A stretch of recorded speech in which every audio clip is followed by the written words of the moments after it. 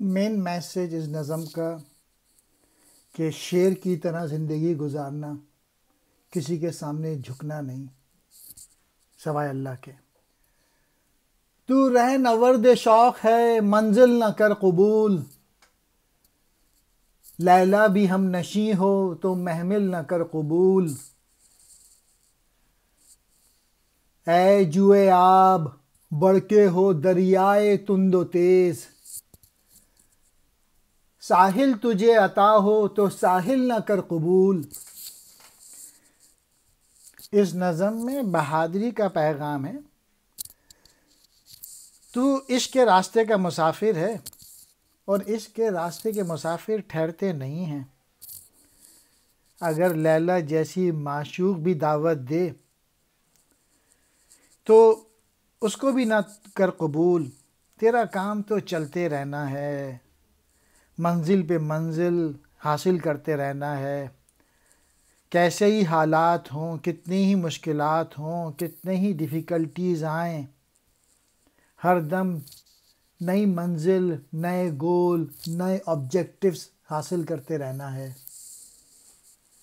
دوسرے شعر میں اقبال کہہ رہے ہیں کہ اگر تو جوئے آب ہے، اگر تو ندی ہے، اگر تیرے اندر پانی کم ہے تو ہمت نہ ہار، اپنے جذبے، اپنے جوش، اپنے پیشن سے دریا بن جا، طوفان پیدا کر دے۔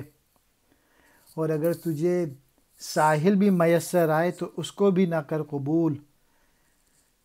تو کمزور نہیں ہے، تیرے اندر عشق موجود ہے، ہمت نہ ہار، عشق سے لڑ، عشق کی وجہ سے طاقت پیدا کر، اپنے اعلیٰ مقاصد حاصل کر۔ سلطان ٹیپو، فتح علی خان ولد حیدر علی والی میسور، انتہائی بہادر، میر صادق جیسے غدار کی وجہ سے جام شہادت نوش کی۔ وصیت، وہ نصیحت جو مرتے وقت اپنے عزیزوں کو کرتے ہیں، مرنے والا۔ رہ نورد شوق، عشق کا راستہ طے کرنے والا۔ منزل، مراد ٹھہراؤ، رکنا۔ ہم نشیں، ساتھ بیٹھنے والا۔ محمل، کجاوا، اونٹ کا ہودہ۔ جوئے آب، ندی کو کہتے ہیں۔ دریائے تند و تیز، موجیں مارتا ہوا دریا۔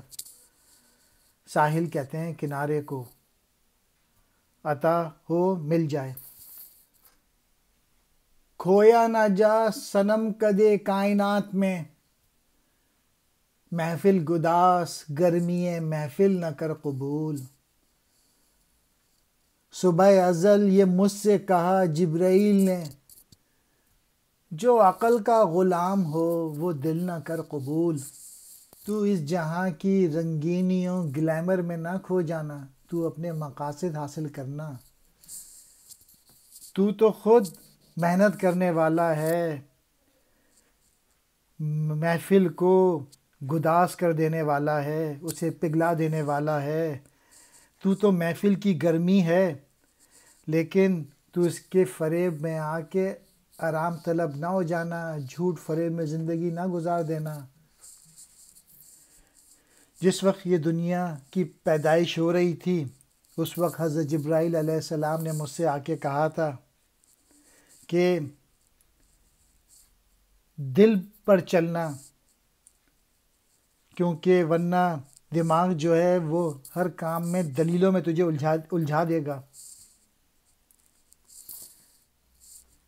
ایسا دل اپنے اندر نہ پیدا کرنا جو عقل کا غلام ہو، کیونکہ عقل کے پیچھے چلنے والے بہت سے زندگی کے مراحل ایسے آ جاتے ہیں جہاں عقل کے پیچھے چلنے کی وجہ سے انسان جو ہے وہ پچھتاتا ہے، خوار ہو جاتا ہے، ذلیل ہو جاتا ہے، اور عشق کی پیروی کرنے والا وہ معزز ہو جاتا ہے۔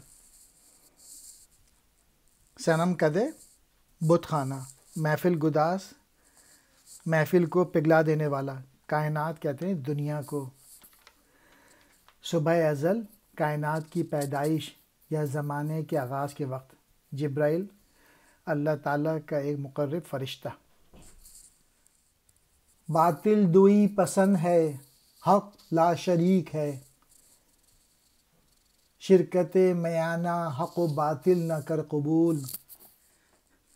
سچائی جو ہے وہ تو صرف ایک خدا کو پسند کرتی ہے، جبکہ جو باطل ہوتا ہے وہ خدا کے بجائے زیادہ بتوں کو پسند کرتا ہے، زیادہ خداؤں کو پسند کرتا ہے۔ اللہ کے ساتھ کسی اور کو شریک نہ کرنا، تو حق اور صداقت کے درمیان رہنا، آنیسٹی میں رہنا، دنیا میں ہمیشہ حق کا ساتھ دینا، عقل تجھے لاکھ کہے کہ اس میں نقصان ہے،